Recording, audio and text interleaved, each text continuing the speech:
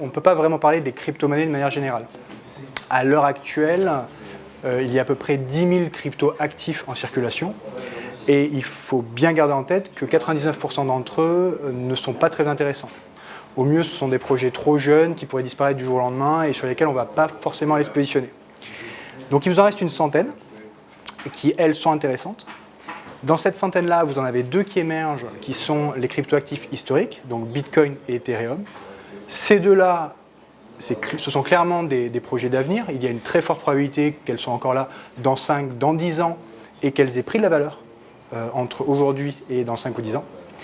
Et puis vous avez le reste, 90, 100 projets, qui peuvent avoir des potentiels extrêmement intéressants, vraiment très prometteurs, mais qu'il faut plutôt considérer un peu comme des startups. C'est-à-dire que certaines d'entre elles deviendront les Google et les Facebook de demain, et d'autres vont disparaître dans les mois ou les années qui viennent. Donc les crypto-monnaies de manière générale seront là, lesquelles Bitcoin et Ethereum quasi certainement, et puis il y a des projets qui vont exploser et il faut savoir découvrir ou trouver ces petites pépites. Il y a d'une part les cryptoactifs qui répondent à un besoin particulier, spécifique.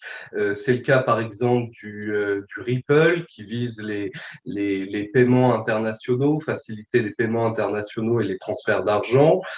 Donc ces cryptoactifs qui répondent vraiment à un objet spécifique peuvent avoir une postérité, un avenir, peuvent réellement s'insérer dans le système financier.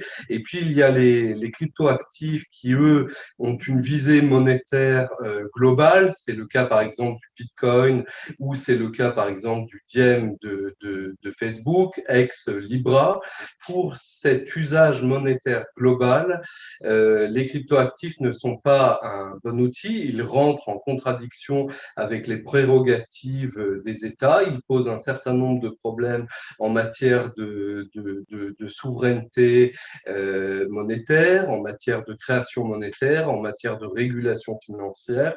Et donc, pour ces cryptoactifs-là, qui visent à avoir une dimension monétaire globale, je ne pense pas que ces cryptoactifs-là aient un avenir.